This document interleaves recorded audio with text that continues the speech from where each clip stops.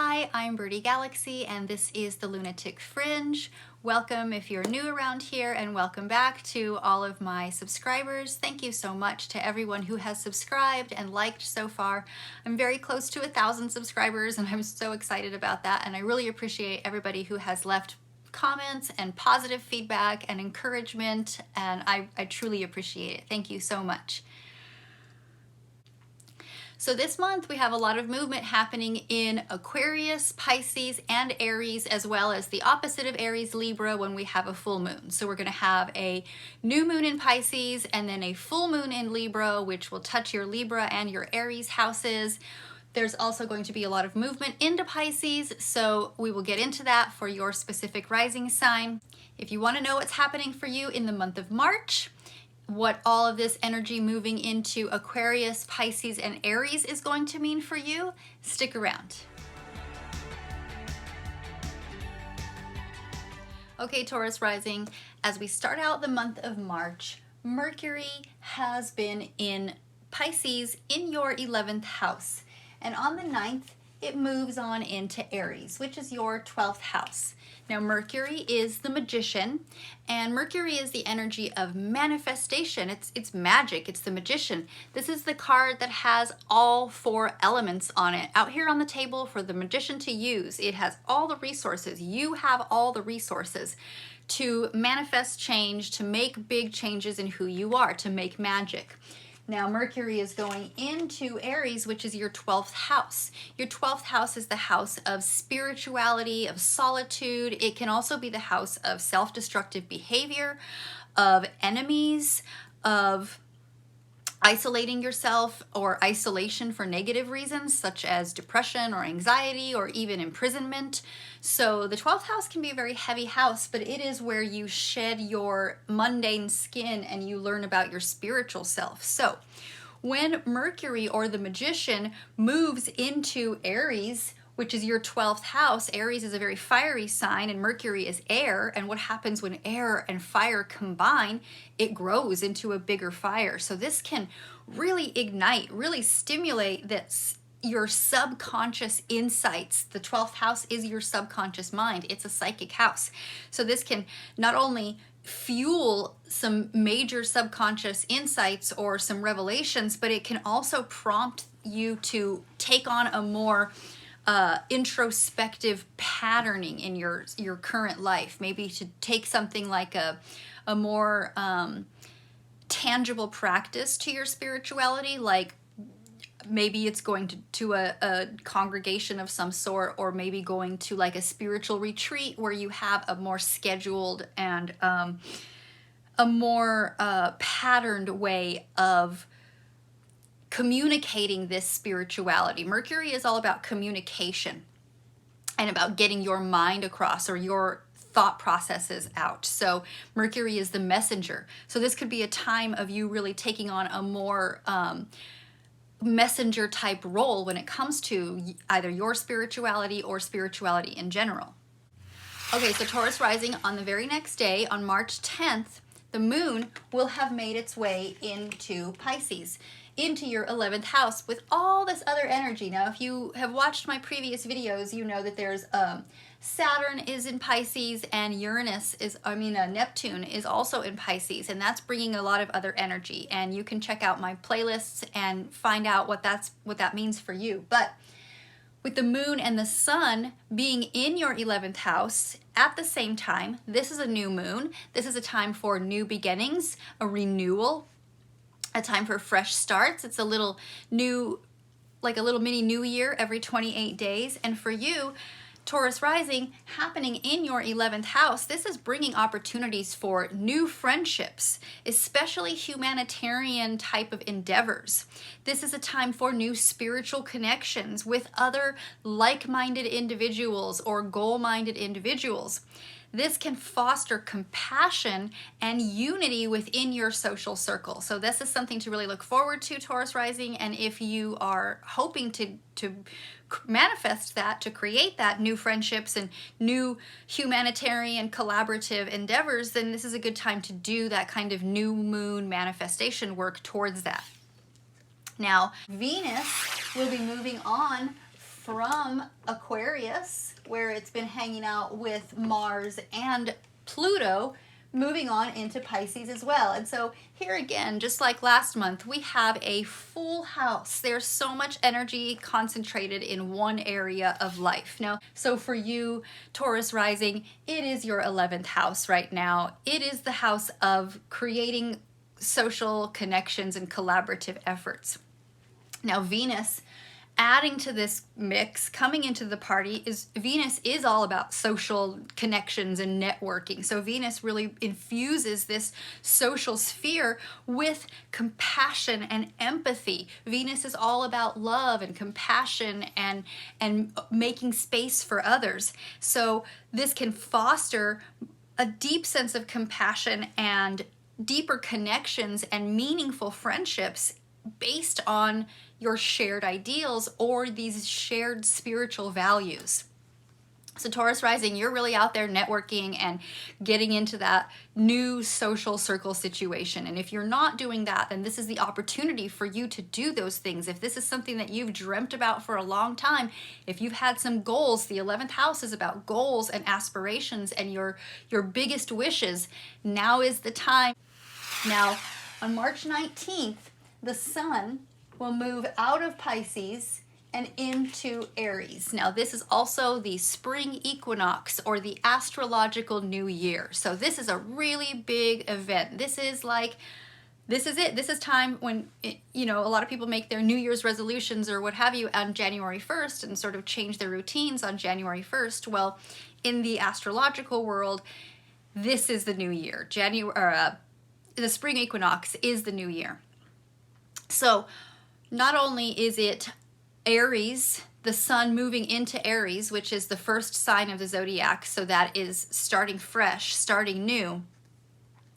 It's also a time of awakening when the earth is waking back up from its winter slumber. So when the sun moves into Aries, which is your 12th house, again, this is the house of spirituality, this is bringing a time of heightened introspection. There's a lot of energy. The sun is joy and vitality and that basic life force. So you might be feeling just like this absolute need, like you're almost gonna die if you don't work on introspection, spiritual awakening, and really preparing for something new, some sort of new beginning. This is, again, igniting your deep desire to go within and to subconsciously work through, analyze, and dissect the things that may be feeling like an enemy. So that could be real people, real enemies. There are enemies out in the world, somebody that you, this could be an unknown enemy, someone you're not even aware of, because the 12th house is like hidden things. But a lot of times the enemy is yourself. It is your own self-destructive behavior. It is your own subconscious mind eating away at you. This is the house where we deconstruct and really go within, so that when we start fresh again, when all these planets are eventually going to end up in your first house, where you're going to have a big rebirth of who you are out in the world, this is preparing you for that. So on the 22nd of the month, again, we have more energy coming back into this 11th house with Mars, which has been in Pisces with Pluto, is also now moving over here into Pisces. And it's barely even fitting in there.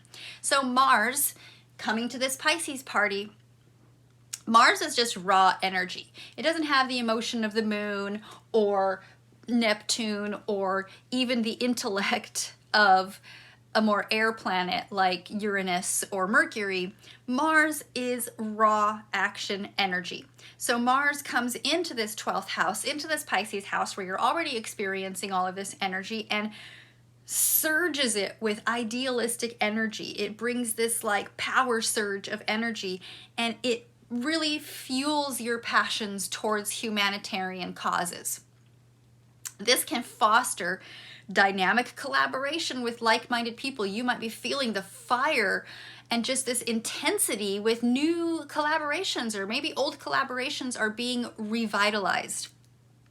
Now, you are becoming a champion of your collective goals. You're really taking on that leadership quality of Aries, of who you really are. Mars is your ruling planet, Aries.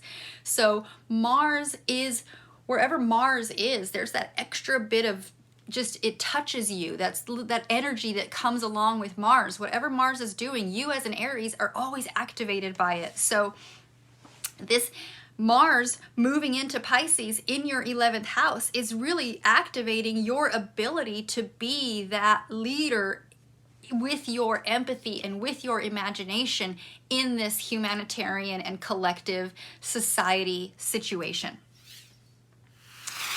Now, on the 25th of the month, the moon will have made its way over to Libra. Libra is the opposite of Aries. So whenever we have a full moon, that means the sun and the moon are in opposite signs, and their energy is separating now. It's no longer harmonizing like it was in the new moon. Now it's pulling apart and separating. So that energy can make you feel like you're out of balance, like you're being pulled in literally in two opposite directions.